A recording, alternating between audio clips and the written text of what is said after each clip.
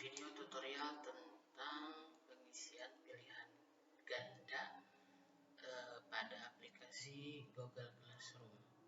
Nah, di sini kebetulan sudah saya buat kelas contoh. Misalkan ketika kalian nanti akan mengerjakan soal yang akan diberikan, nanti disesuaikan saja dengan kelasnya. Misalkan kelas bahasa Inggris, prakarya, sistem komputer ataupun pemrograman dasar. Nah, hal yang selanjutnya harus kalian lakukan adalah masuk ke dalam kelas tersebut, kemudian masuk ke dalam classwork. Di sini ada classwork. Nah, di sini ada namanya contoh soal yang sudah saya buat sebelumnya.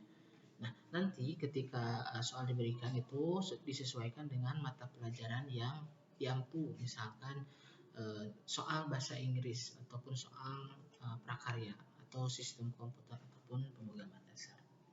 Nah, selanjutnya adalah kalian masuk saja ke dalam aplikasi tersebut, ke dalam contoh soal di sini. Nah, di sini hal yang paling penting yang harus diperhatikan adalah tanggal pengumpulan. Nah, di sini sekarang adalah tanggal 27 Maret 2020 pada hari Jumat. Nah, di sini ada namanya sel itu maksudnya adalah Selasa di sini itu. Ya, pada jam 22.29. Nah, ini maksudnya adalah pengumpulan terakhir kalian. Jadi hari terakhir pengumpulannya adalah pada hari Selasa tanggal 31 Maret jam 22.29. Nah, misalkan jika kalian mengumpulkannya lebih dari waktu yang telah ditentukan, maka secara otomatis kalian tidak akan bisa mendapatkan nilai dan guru tersebut pun tidak akan bisa memberikan nilai. Jadi misalkan ketika kalian mengerjakan pada hari Selasa jam 23.30, maka secara otomatis kalian tidak akan bisa mendapatkan nilai. Jadi diupayakan untuk mengerjakan sebelum tanggal yang telah ditentukan. Nah, selanjutnya adalah bisa kalian lihat di sini adalah soal contoh di bagian bawah attachment.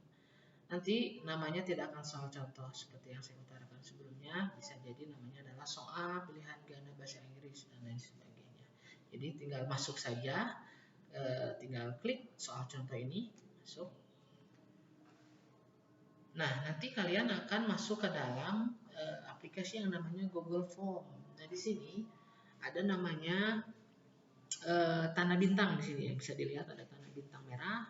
Berarti maksudnya adalah ini adalah wajib harus kalian isi sebelumnya.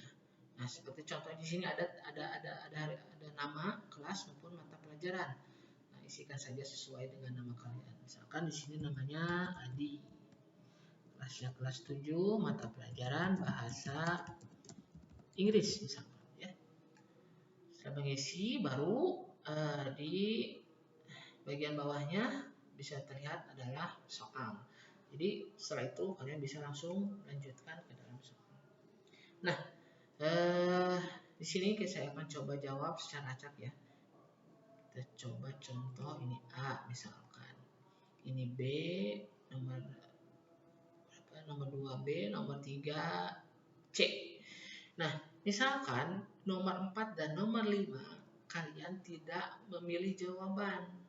Terus kalian coba mencet tombol kirim, maka secara tidak langsung akan kembali kepada soal yang belum kalian isi, yang ditandai dengan garis merah, kotak merah.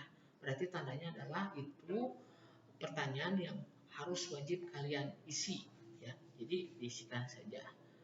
Misalkan B. Nah, ini nomor 5 juga ada tanda merah, berarti belum diisi. Silakan kalian isi D misalkan. Nah, setelah itu baru kalian bisa menekan tombol kirim. Nah, di sini ada 3 tombol yang wajib harus kalian perhatikan. Ada namanya lihat skor, ada kirim tanggapan lain, ada buka tugas. Nah, tombol yang wajib harus kalian tekan adalah tombol lihat skor ya. Jadi jangan sampai kalian tekan namanya tombol kirim tanggapan lain. Jika kalian tidak sengaja mengirim tanggapan lain, maka secara tidak langsung kalian harus mengisi kembali soal dari awal sampai akhir. Jadi ini harus diperhatikan. jangan sampai salah menekan tombol. Jadi tombol yang harus ditekan adalah tombol lihat skor. Nah, di sini ada namanya poin total. Maksudnya poin total adalah nilai kalkulasi kalian. Kalkulasi dari nilai yang telah kalian jawab. Misalkan di sini ada 20 dari 100. Berarti bisa kalian lihat misalkan nomor 1 jawaban yang paling benar adalah B, ya. Ternyata salah jawabnya. Nomor 2 pun salah, jawaban yang benar C. Nah, nomor 3 ternyata kalian betul menjawabnya, yaitu dengan jawaban C. Berarti secara otomatis kalian mendapatkan 20 poin. Karena di sini ada 5 soal, berarti tiap soal mempunyai poin 20. Jika dikalkulasikan secara keseluruhan, berarti nilainya adalah 100 jika kalian benar menjawab. Karena yang benar cuma satu soal, berarti poinnya cuma mendapatkan 20. Nah, nanti jika soal telah diberikan, itu tergantung guru tersebut, guru masing-masing. Misalkan soal yang diberikan ada 40 soal atau 50 soal. Berarti tiap soal mempunyai poin yang berbeda-beda. Bisa saja misalkan soal yang pertama poinnya cuma 1 ataupun 2. Jadi asalkan nanti dikalkulasikan, yaitu maksimalnya nilainya 100, ya.